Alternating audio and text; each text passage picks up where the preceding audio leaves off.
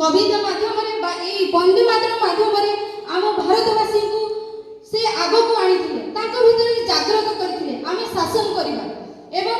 से वंदना जहाँकि समस्त हृदय को कंपन सृष्टि करथिला एवं समस्ते जेतेबेले युद्ध क्षेत्र को बाहरुथले समस्ते ए वंदे मातरम नारा देई समाने युद्ध क्षेत्र को बाहरुथले एवं तांको भीतर गोटे थिला आमे एक वी बिलोंग्स टू इंडियन बा जो गोटे हम जो कहउछे संस्कृत रे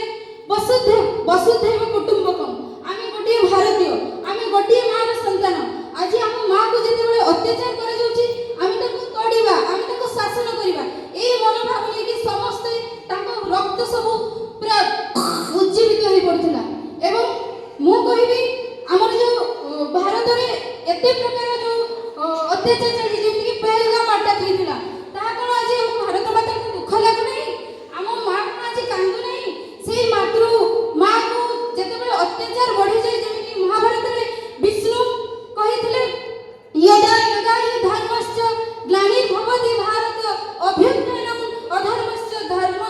संस्थापनार्थाय स्वयं भवामि युगे युगे ठीक सेई बड़ी समय आसीछि आम मानक भीतर मध्य सेमिति चेतना बा आमे आत्मनिर्भरशील होई आम भारत को आत्मनिर्भरशील भारत गढ़िबा एवं हमर विवेकानंद गोटे मन अछि जाके से कहथिले कर्मयोगी हुओ आमे समस्त कर्म द्वारा आमे निजको गढ़िबा एवं सब बेले कर्म तत्परता हेबा एवं मु कहबी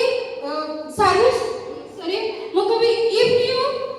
salute your job everybody will salute you but if you pollute your job you have to salute everybody that means तुमे जदि तुम कर्म को सम्मान करूछो ताले तुमको समस्त सम्मान करिवे बट तुमे जदि तुम कर्म को कलुषित करूछो बा ठकुछो ताले तुमे अन्य को सम्मान करिवो तेरे करी मु कहिबी आज रही वंदे मातरम जो अछि सब बेले विवेकानंद को गुरु जी रामकृष्ण नंद से कहिले प्रभु विवेकानंद को तू सर्वदा बरगछ हेबा ପାଇଁ ଚେଷ୍ଟା कर बरगछ होछि हमर मां जेमिति मां को गईठा पानी अत्याचार कले ताको केते कचाड़ी कहि के नाचुचे गाउचे से पदटी भी कहूनी ता भीतर एते असीम